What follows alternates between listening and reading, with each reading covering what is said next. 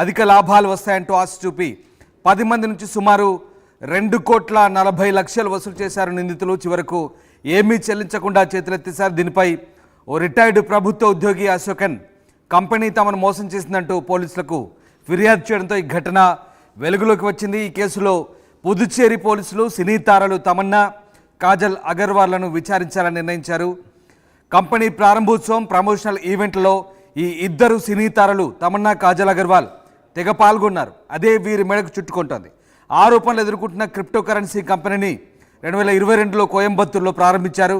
ఆ ప్రారంభోత్సవ కార్యక్రమానికి సినీ నటి తమన్నా ముఖ్య అతిథిగా హాజరయ్యారు. అనంతరం మహాబలిపురంలోని ఓ స్టార్ హోటల్లో జరిగిన కంపెనీ సక్సెస్ ఈవెంట్ కూడా నటి కాజల్ హాజరైంది.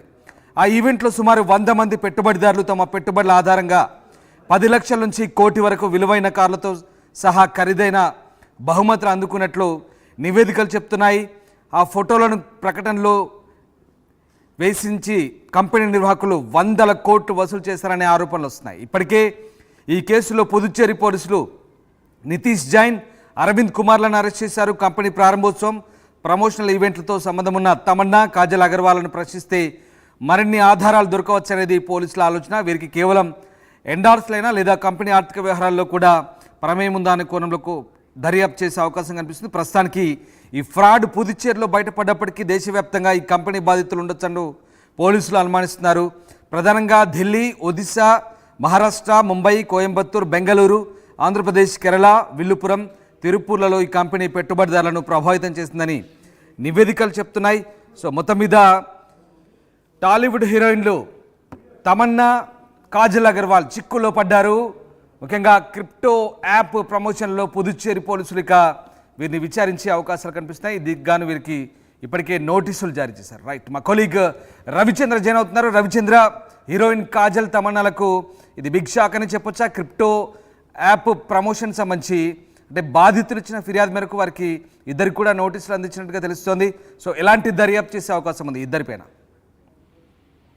రామదాస్, టాలీవుడ్ హీరోయిన్లు కాజల్, తమన్నాకైతే ఒక బిగ్ షాకే చెప్పుకోవచ్చు.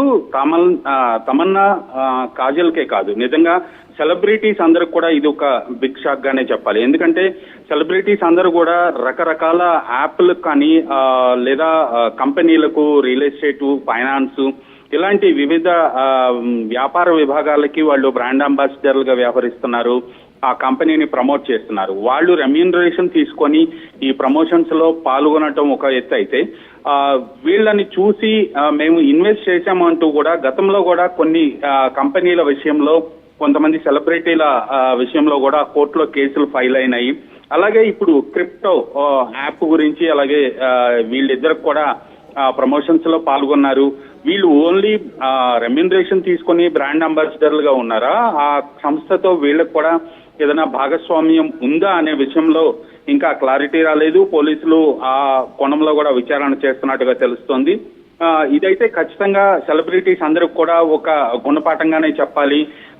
ఏ కంపెనీని పడితే ఆ కంపెనీని, ఏ యాప్ని పడితే ఆ యాప్ని వాళ్ళు ప్రమోట్ చేయటం, జనాల్లోకి వెళ్ళిన తర్వాత ప్రజలు మోసపోవటం, ఇవన్నీ కూడా గతంలో కూడా చాలా చూసాము. ఈ విషయంలో కూడా క్రిప్టో కరెన్సీ విషయంలో కూడా అలాంటి ఆరోపణలు వచ్చాయి. ఆ ఆరోపణలు స్కామ్ జరిగిందని కంప్లైంట్ రావడంతో పోలీసులు ఆంధ్రప్రదేశ్, అలాగే చెన్నై, కోయంబత్తూరు వీళ్ళందరూ కూడా ఈ కేసులు నమోదయ్యాయి. కాబట్టి ఈ ప్లేసెస్ లో గట్టిగానే పోలీసులు దీనిపై చర్యలు తీసుకుంటున్నారు. ప్రమోషన్స్ లో పాల్గొన్న టాలీవుడ్ హీరోయిన్లు కాజల్, తమన్నాకైతే నోటీసులు ఇచ్చారు. దానికి సంబంధించి విచారణకు హాజరు కావాల్సి ఉంటుంది.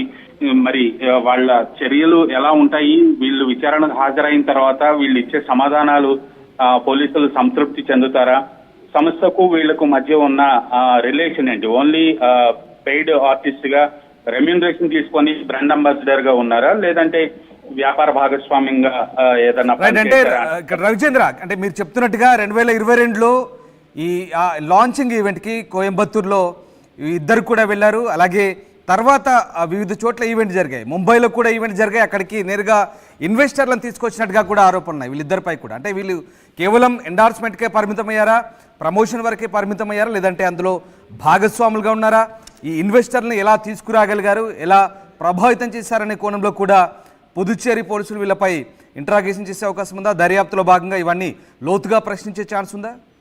ఖచ్చితంగా వీళ్ళు ఇన్వెస్టర్స్ ను తీసుకొచ్చారు అన్న కోణంలో దర్యాప్తు జరిగితే మాత్రం వీళ్ళ ప్రమేయం ఎంతవరకు ఉంది, ఆ ఇన్వెస్టర్స్ ని వీళ్ళు సెల్ఫ్ ప్రమోట్ చేసి తీసుకొచ్చారా, ఆ దాంట్లో వీళ్ళకి ఏదైనా పర్సంటేజ్ ఉందా, ఆ ఇన్వెస్టర్స్ ని ఇన్వెస్ట్ చేయించినందువలన వీళ్ళకి ఏమన్నా లబ్ధి చేకూరిందా సంస్థ నుంచి అనే కోణంలో కూడా పోలీసులు దర్యాప్తు చేసే అవకాశం అయితే ఉంది.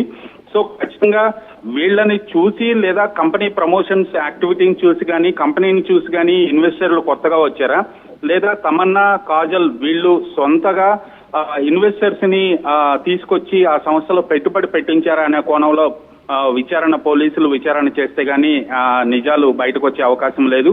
ఖచ్చితంగా ఒకవేళ వీళ్ళు ఇన్వెస్టర్స్ ని ప్రమోట్ చేసి తీసుకొచ్చి అందులో ఇన్వెస్ట్ చేయించారు అంటే మాత్రం న్యాయపరంగా చిక్కులు ఎదుర్కోవాల్సిన అవసరం అయితే ఉంటుంది. Ramdas. Right, yes, thanks for the update Ravichandra. So మొత్తం మీద స్టార్ హీరోయిన్స్ తమన్నా అలాగే కాజల్ అగర్వాల్ ఇద్దరు కూడా చిక్కుల్లో పడ్డారు. క్రిప్టో యాప్ ప్రమోషన్ సంబంధించిన మోసంలో వీరిపై దర్యాప్తు సాగే అవకాశం ఉంది. పుదుచ్చేరి పోలీసులు ఇప్పటికే వీరికి నోటీసులు కూడా ఇచ్చారు. కేవలం ప్రమోషన్ వరకే పరిమితం అయ్యారా లేదా ఆ వ్యాపారంలో భాగస్వాములుగా ఉన్నారా, అలాగే ఇన్వెస్టర్లను తీసుకురావడంలో ఆకట్టుకోవడంలో ఏ రకమైనటువంటి ప్రయత్నాలు చేశారనే కోణంలో అయితే ప్రస్తుతం పుదుచ్చేరి పోలీసులు వీరిపై లోతైన దర్యాప్తు చేసే అవకాశం కనిపిస్తోంది. మొత్తం మీద క్రిప్టో యాప్ ప్రమోషన్ సంబంధించి హీరోయిన్స్ అలాగే సెలబ్రిటీస్ ఇలాంటి ప్రమోషన్ చేసినప్పుడు ఖచ్చితంగా చాలామంది అట్రాక్ట్ అవుతుంటారు, ఆకర్షితులు అవుతుంటారు. ఆ నేరం కింద ప్రస్తుతానికి వీరికి నోటీసులు ఇచ్చారు. ఆ లాంచింగ్ ఈవెంట్లో పాల్గొని ఆ యాప్ను ప్రమోట్ చేసినందుకే ప్రస్తుతం పుదుచ్చేరి పోలీసులు అయితే నోటీసులు ఇచ్చారు. ఇంకా లోతైన దర్యాప్తు సాగే అవకాశం ఉంది. ముఖ్యంగా పెట్టుబడి పెడితే అధిక లాభాలు వస్తాయంటూ జనాలను మోసం చేస్తున్నారంటూ ఫిర్యాదు అందిన నేపథ్యంలో ప్రస్తుతానికి ఈ అంశానికి సంబంధించి పుదుచ్చేరి పోలీసులు అయితే దర్యాప్తు చేస్తున్నారు. 60 కోట్ల మేర స్కామ్ జరిగినట్లుగా ఆరోపణలు వస్తున్నాయి. ఇప్పటికే నితీష్ జైన్, అరవింద్ కుమార్ అనే ఇద్దరిని కూడా అరెస్ట్ చేశారు. ఒకటి కాదు, రెండు కాదు, ఆంధ్రప్రదేశ్, చెన్నై, కోయంబత్తూర్లోనూ క్రిప్టో